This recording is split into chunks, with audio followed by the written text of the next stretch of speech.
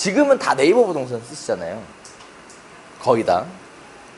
제가 처음 중개업 언제죠? 처음도 아니죠. 한참 하고 있는데 그 당시에는 닥터 아파트 무슨 뭐 114 뱅크, 뭐 스피드 뱅크 뭐 이런 거 막 쫙 있었어요. 그런 부동산 포털 업체들이 영업을 뛰고 광고를 하고 다녔죠. 다 망했어요. 그죠?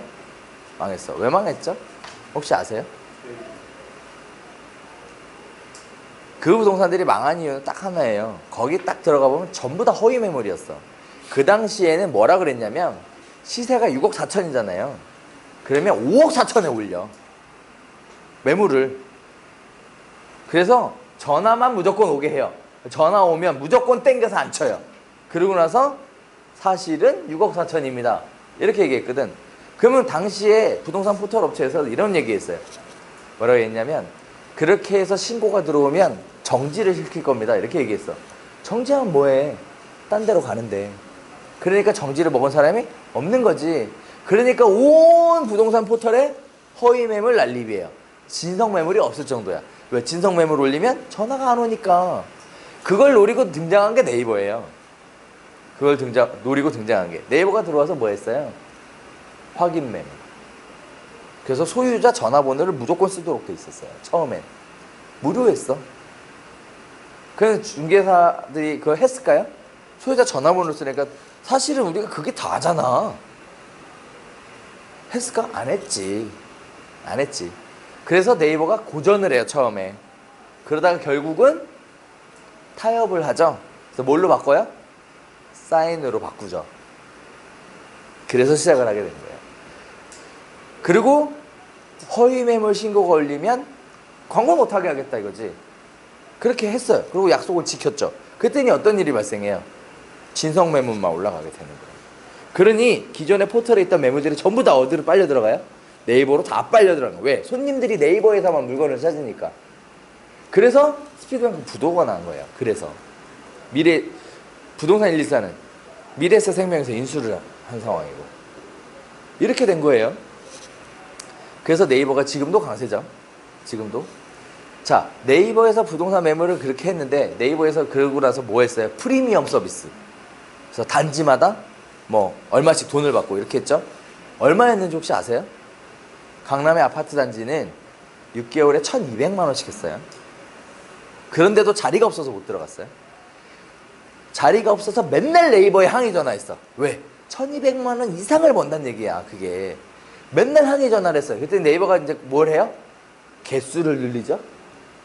개수를 처음에는 1개, 그다음 2개, 그 다음에 세대별 뭐 몇 개, 뭐 이런 식으로 개수를 늘려요. 가격은 바뀔 때마다 광고 효과가 떨어지는데도 불구하고 가격은 계속 올랐어요.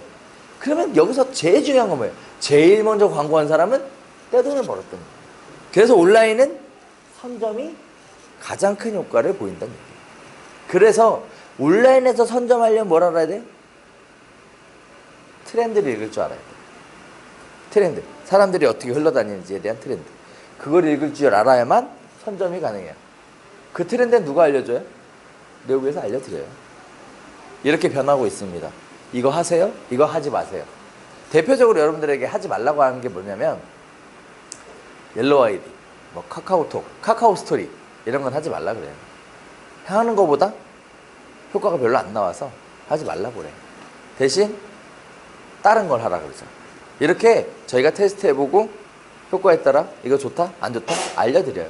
그래서 하라는 대로만 따라오시면 돼요. 자, 어쨌든 그렇더라. 그래서 네이버가 그렇게 갔죠. 네이버도 한 발 늦은 게 뭐예요? 모바일 시장에 대한 대비를 못하고 있었죠. 네이버는 PC를 컴퓨터, 퍼스널 컴퓨터를 중심으로 한 검색 시장에 우위를 점하고 있었어요. 그러다가 사람들은 스마트폰이 들어오고 나서 모바일 시장으로 넘어가고 있는 상황이었어. 실제 이제 나중에 수업 때 알려드리겠지만 사람들이 PC로 얼마나 검색하는지, 모바일로 얼마나 검색하는지를 얼마든지 찾아서 볼 수 있어요. 지금 그렇게 돼 있어. 들어가서 보면 부동산 관련된 키워드들도 3배에서 5배까지 많아요. 모바일로 검색하는 사람들이. 자리에 앉아서 PC로 검색하는 사람들보다 모바일로 검색하는 사람이 많다고. 검색 시장이 모바일로 넘어가고 있다는 뜻이었어요. 그럼 모바일로 넘어갔으면 네이버가 뭘 했었어야 되냐면 모바일 시장을 공략한 부동산 상품을 내놨어야 돼요. 그쵸? 근데 PC의 짝퉁 버전을 내놨어. 모바일 프리미엄 서비스. 이렇게 짝퉁 버전을 내놨어요. 그리고 네이버 입장에서 차지하는 게 부동산 관련된 매출이 차지하는 비중이 크지 않다 보니까 우선순위에서 밀린 거죠. 그래서 네이버는 뭐 했냐면 불과 몇 년 전에 TV 광고를 네이버가 처음 생기고 나서 한가인이라는 그 연예인을 써서 이렇게 모자 쓰고 나와서 뭐 검색은 네이버 뭐 이런 거 광고했거든요. 그리고 나서 수년 동안 안 하다가 그 다음에 TV 광고한 게 뭐냐면 네이버 앱 이거 광고했어요. 기억들 나실 거예요. 프로가 끝날 때마다 나왔어. 끝날 때마다. 그럴 이유가 있거든요. 이렇게 모바일 시장으로 넘어갔어. 그걸 노리고 들어온 게 누구예요? 직방이에요. 모바일로만 공략하고 치고 들어온 거죠. 그래서 어떻게 됐어요? 성공했죠. 성공했어요. 자, 이렇게 트렌드가 변화가 있더라 라는 거예요. 직방이라는 것도 처음에는 뭘 갖고 시작을 했냐면 직거래 갖고 얘기했어요. 직거래. 네가 매물 올려서 네가 찾아가라 이거지. 그래서 어느 정도 활성화가 되니까 이제 중개업소를 끌어들인 거죠. 그래서 뭐해? 안심매물. 이거 갖고 시작을 한 거예요. 그러고 난 다음에 뭐해 이제는? 안심중개사. 이렇게 가고 있는 거죠. 그래서 올해 말에 뭐 한대요? 중개업한대요. 직방이 올해 말에 중개업한대요. 그동안 중개업소에서 올려놓은 원룸과 오피스텔에 대해 수많은 데이터베이스를 가지고 안심중개사를 직접 채용을 해서 지역마다 프랜차이즈를 하나씩 꽂아 놓겠대요. 그래서 하겠다고 하네요.